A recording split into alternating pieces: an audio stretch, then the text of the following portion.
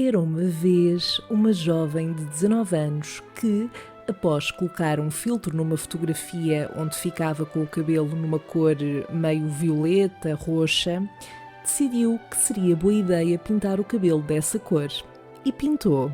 Comprou a tinta e tratou do assunto. Mas no final, a cor do cabelo não ficou igual à cor do filtro da fotografia, mas estava sim mais avermelhado.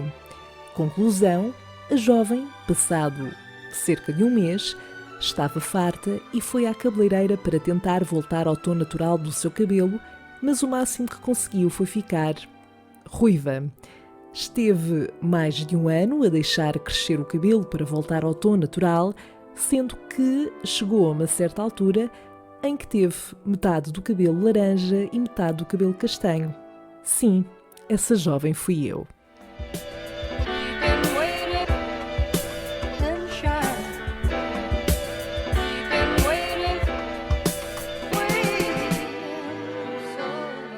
Allô, chérie. Comment ça va? Très bien. Je suis très bien. Chérie croissant. Je ne sais pas. Desculpa, mas é que eu às vezes tenho necessidade de libertar coisas que estão cá dentro e que não podem ficar presas. Porque a gente não quer isso. A gente quer estar solta, não é? Quer soltar coisas. Enfim, salve seja. Não sei se já deu para perceber que a minha cabeça está a meio gás. Portanto, eu não prometo muita qualidade neste episódio. Aliás, na verdade, eu nunca prometi isso em nenhum dos episódios, porque há que manter as expectativas não muito altas, mas eu prometo tentar. Isto não é tipo um livro do Pedro Chagas Freitas? Prometo falhar ou uma coisa do género? By the way, o que é feito do Pedro Chagas Freitas? Está tudo bem com ele? Não sei, nunca mais ouvi falar dele, nunca mais soube assim de nenhum lançamento de um grande livro como este. Pronto, fica aqui a pergunta no ar, caso saibas.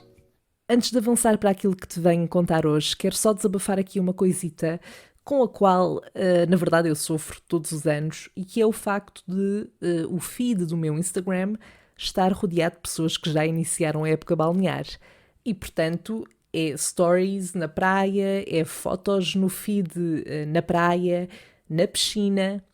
Bom, a verdade é que, na altura em que este episódio sair, eu já terei ido uma vez à piscina, portanto não quero estar a ser falsa nem hipócrita, mas o certo é que isto acontece-me todos os anos, que é eu iniciar sempre a época balnear, não é? Mais tarde do que a maior parte da população portuguesa. Ou seja, eu já fico pouco bronzeada, mesmo que faça praia durante 2 meses seguidos ou mais. Então, quando efetivamente começo a ir à praia com as pessoas, elas, por norma, já estão super bronzeadas e eu continuo a parecer que saí de uma banheira de tinta branca. A verdade é que eu já lido melhor com isso. Pronto, é o que é, não é? Mas, sobretudo quando era adolescente, tinha um bocado um complexo com o facto de ter muita dificuldade em ficar bronzeada. Aliás, não é que eu não fique de todo, mas no máximo fico ali com um tonzinho dourado. Aliás... Eu provavelmente já referi isto aqui, tipo, na primeira temporada ou assim, num dos episódios que gravei no verão, mas eu tenho um truque para provar que estou bronzeada, que é o seguinte: ao contrário de algumas raparigas que baixam as alças do biquíni ou do fato de banho para não ficarem com marca, o que eu acho que faz todo o sentido e é bastante inteligente, eu deixo propositadamente as alças para cima para ficar com essa marca, porque para mim isso é uma forma de provar às pessoas e também para eu própria distinguir quando estou bronzeada ou não. Ou seja, ok, eu sou branca, mas está aqui a prova de que fico bronzeada. Ou seja, de que o sol tem algum efeito na minha pele, a nível de tom, de cor, não é? Bom, mas entre ficar pouco bronzeada e ficar constantemente com escaldões, prefiro estar pouco bronzeada, mas estar clean no que toca a escaldões. Mas isto para dizer também que a miúda adolescente, eu nunca cheguei a fazer aquela estupidez de me barrar em óleo Johnson para atrair o bronze e não pôr sequer protetor.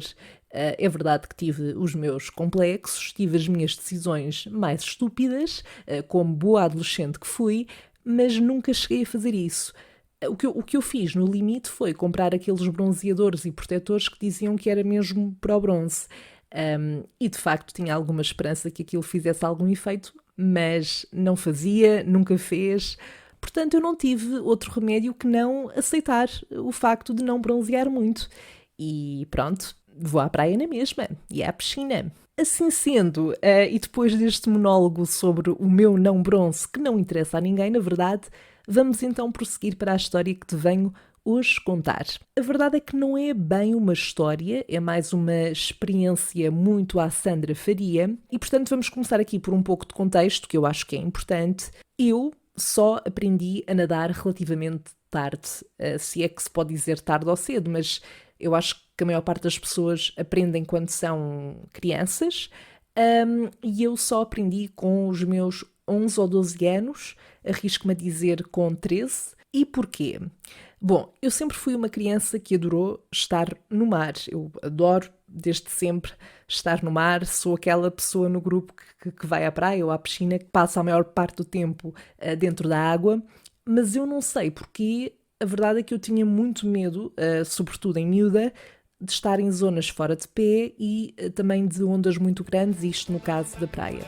A verdade é que continuo a não adorar ondas muito grandes, mas já consigo lidar. Aliás, uma coisa que me chateia imenso é quando vou à praia e está aquele mar que está constantemente com ondas atrás umas das outras, super grandes, e eu mergulho numa onda e depois, quando já estou a sair, não é? A vir ao de cima, quero respirar e não consigo porque já tenho que estar a mergulhar na próxima onda. A pessoa quase que fica sem respirar. Mas, como estava a dizer, embora continue a não adorar ondas muito grandes, a verdade é que já lido, mas era muito chato porque, para alguém que sempre gostou de estar no mar, eu em criança acabava por não aproveitar muito porque estava sempre à beirinha e depois eu fingia que estava a nadar, mas tinha sempre as mãos na areia.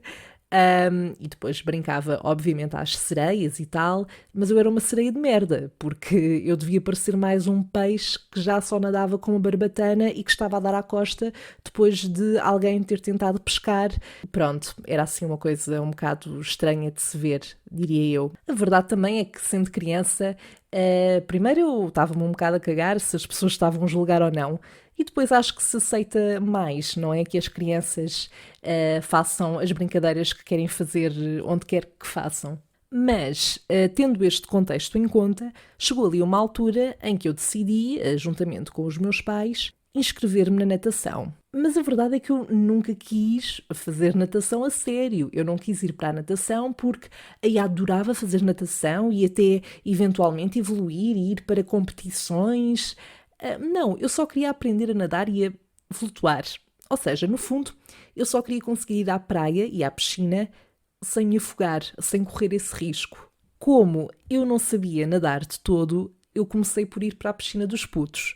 Portanto, vamos tirar aqui uns segundos para visualizarmos uma rapariga de 12, máximo 13 anos, no meio de uma piscina muito pequena, entre putos de 6 anos, por aí.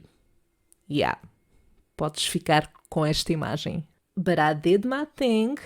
Eu permaneci na luta, não desisti.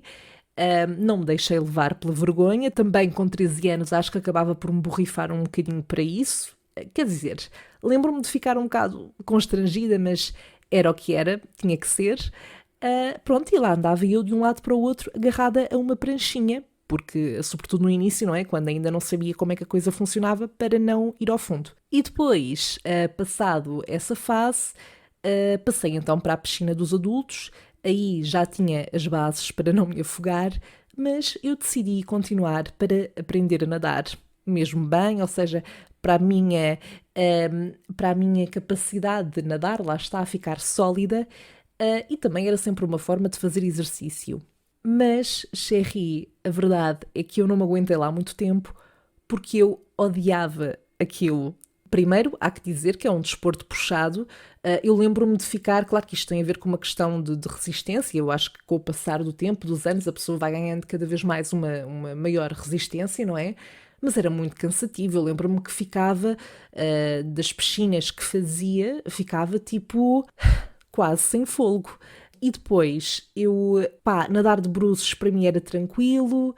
Depois havia, eu agora não me lembro do nome, daquela forma de nadar, acho que é crawl.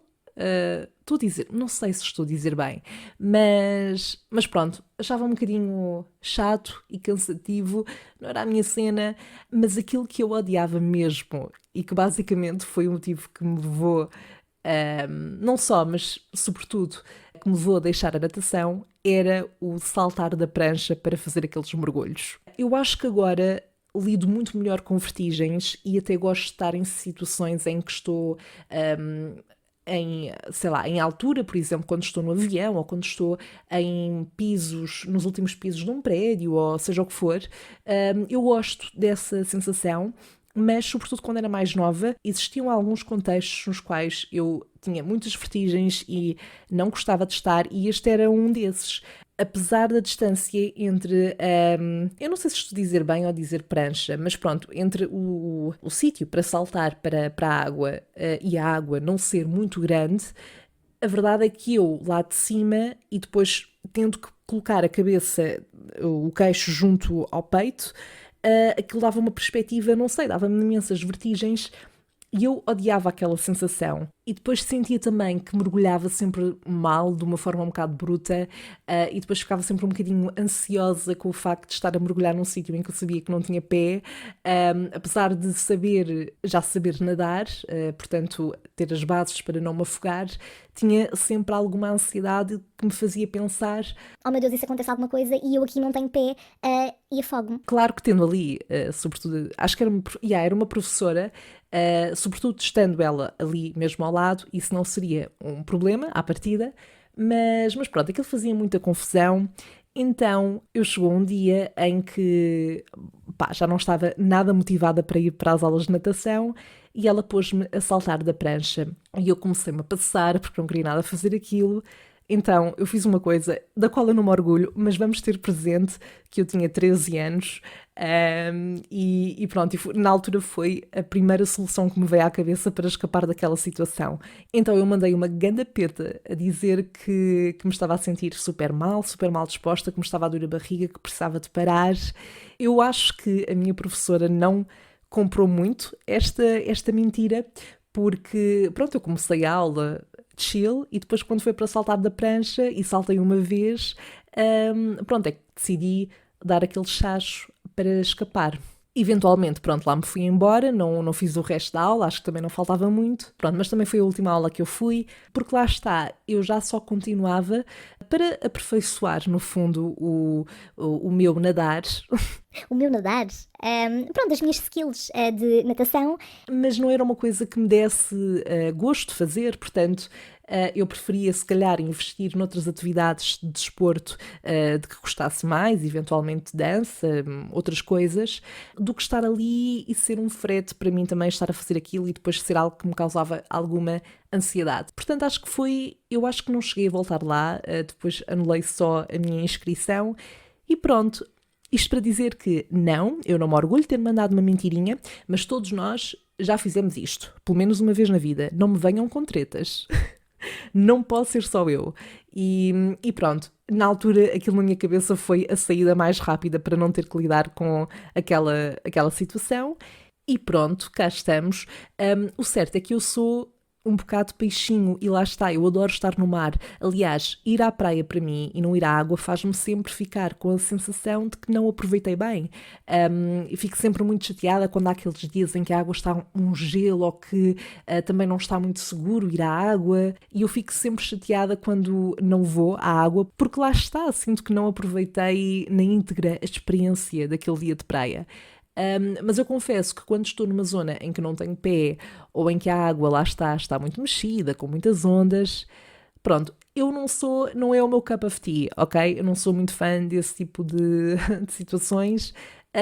Por isso é que, por exemplo, eu adoro as praias do Algarve porque, por norma, a água não está muito movimentada, nem tem muitas ondas e eu sinto que posso brincar às sereias e fingir que sou Princesa Ariel à vontade. Por acaso, bom, eu já não faço isso, mas às vezes dou por mim a pensar: fogo, isto de crescer é chato porque chega a uma altura em que deixa de ser aceitável socialmente, digamos, uma pessoa de 25 anos estar na água a brincar às sereias. Se bem que no verão passado, uma das minhas melhores amigas e mais umas amigas fomos à praia e decidimos brincar ao Titanic. Já não me lembro se eu fui a Rose, o Jack ou se era o barco, não me lembro. Mas a verdade é que estávamos muito empenhadas naquela brincadeira e foi muito divertido. Portanto, é uma treta isto de crescer, porque depois eu chego à praia e já não posso fingir que estou no Titanic ou que sou a Ariel. Portanto, e concluindo, eu fico feliz por ter arriscado e ter ido aprender a nadar, porque se não tivesse ido para a natação, provavelmente hoje continuava só a ir molhar o pé ou a ficar-me pela zona onde tinha pé, por mais que tenha sido constrangedor e um pouco humilhante estar numa piscina pequeníssima com putos de 6 anos. E pronto, fica aqui mais uma partilha constrangedora da minha parte. Agora vamos passar à rubrica O que é que a Sandra faria e responder aos teus dilemas.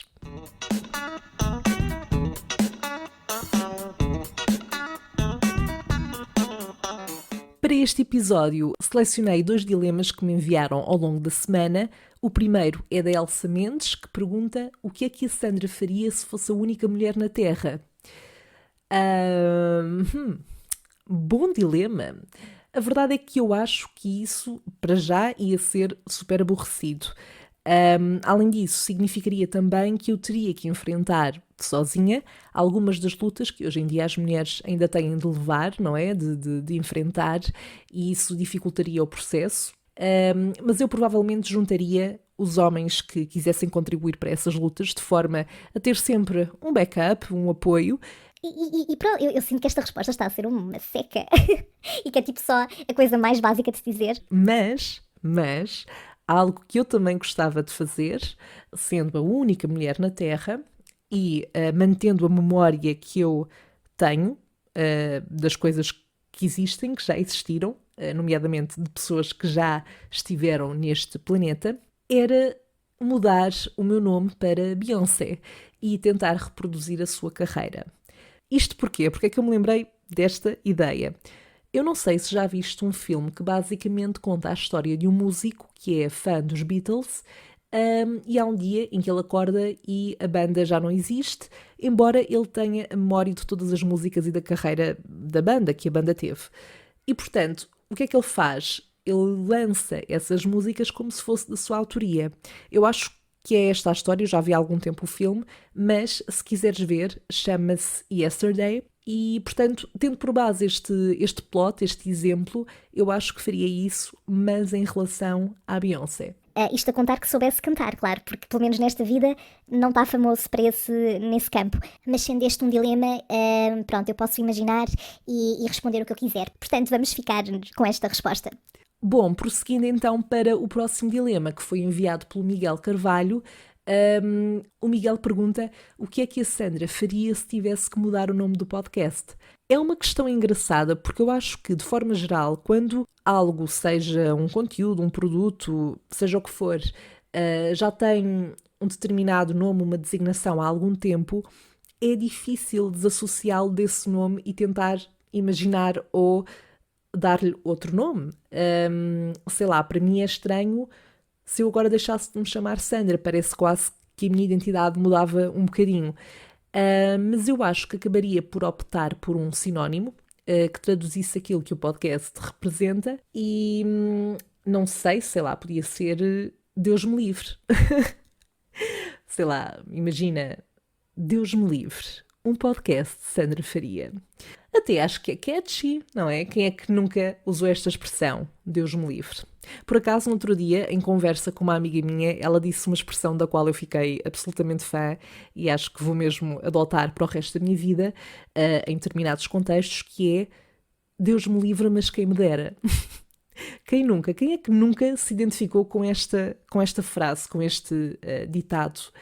Mas bom, eu acho que me vou ficar por esta resposta, que espero que tenha sido satisfatória, Mas já agora diz-me quais é que seriam as tuas sugestões, ou seja, tendo em conta aquilo que o Salseja é, tendo em conta o cariz dos episódios, qual é que poderia ser o nome alternativo para este podcast? Eu vou ficar à espera das vossas ideias, que já sabem, podem enviar através dos comentários das redes sociais, e também por lá podes enviar outros dilemas aos quais queiras que responda nos próximos episódios. Basta procurares por Salseja Podcast no Instagram e Facebook.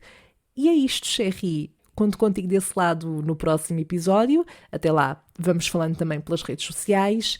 E eu fico à tua espera para a nossa próxima conversa de café. Bye!